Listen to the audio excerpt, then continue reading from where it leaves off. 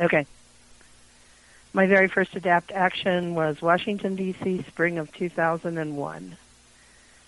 I worked in the, quote, home of ADAPT, unquote, Atlantis Community Incorporated in Denver, Colorado, but had never been to an ADAPT meeting and had never been on an action.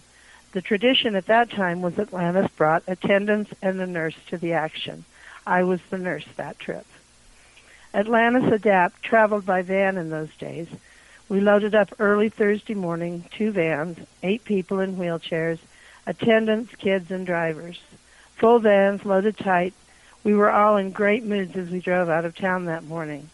I was assured that the trip back was always a little different, moods not quite so happy. We drove long distances each day with few stops. We ate breakfast buffet in the morning and were on the road before 9 every morning. Lunch was McDonald's or anything else we could find on the road that was quick and we could bring on the van as we continued down the road. Dinner, we all packed into a restaurant and watched the faces of the staff as they watched one after another wheelchair roll up to the table. The hotel in D.C. was another revelation. I had worked around and with people in wheelchairs for a couple of years, but I had never seen that many congregated in one place. The halls were full of people in chairs, passing one another, blocking one another, filling elevators, restaurants, and rooms. The first morning of actions, I lined up with everyone else as directed. We were told that we would be moving out, quote, soon, unquote, but I couldn't figure out how it would happen. And the first morning of actions, I lined up with everyone else as directed. We were told that we would be moving out, quote, soon, unquote, but I couldn't figure out how it would happen. And then we started to move, one after another of us moving forward, and I kept looking back to see an entire line of activists moving and chanting, our homes, not nursing homes, and with one purpose. I blocked intersections with the others to keep cars from moving into our line.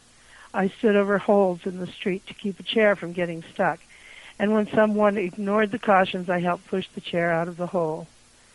And we arrived. Health and Human Services. We lined up in front, no chanting, just waiting, and then the word came around, move in toward the building, and the chanting began. Can you hear us on the inside? And then the word came down, cover the doors. After a very short time, a group of our people came out of the doors, and a mighty cheer came up from the crowd. And before I had any idea of what was going on, we were on our way. The long lines moving through the streets again, the continued chanting, blocking intersections and blocking holes in the street, but things changed a little bit with the arrival of a police escort. Now there were police cars at every intersection, diverting traffic, but every intersection was also blocked by ADAPT. Nobody was taking any chances. The long march led us to AHCA, ACA, the American Healthcare Association, looking for another meeting with their director. There was a confrontation at the door as a group tried to move inside. All the lights were off and the doors were locked, but ADAPT just kept knocking, and pretty soon the group was let inside. Lunch arrived. McDonald's hamburgers passed out to the crowd surrounding the building, and we ate while we chanted and covered the building waiting for an answer. The adapters on the inside appeared with a written commitment for a meeting, and we were on the long march home to recoup for another day. The following day, there we were on the sidewalk again early in the morning, awaiting word to move out, and move we did with police in tow all the way to the White House. ADAPT moved across The following day, there we were on the sidewalk again early in the morning, awaiting word to move out, and move we did with police in tow all the way to the White House. ADAPT moved across the sidewalk in front, lined up in front of the fence, and settled in for a long wait. Again, there were police, federal agents behind the fence with their briefcases in case one of those wheelchairs launched over the top. But for the most part, they left us alone in the sun, enjoying the day and waiting for the group on the inside. And appear they did, leading a White House staffer with promises to ADAPT to issue the Olmstead executive order within 30 days. The next day we were at HUD looking for housing vouchers, and things got a little more exciting. Suddenly the crowd surged forward, breaking through barriers towards the doors. In the door to be faced with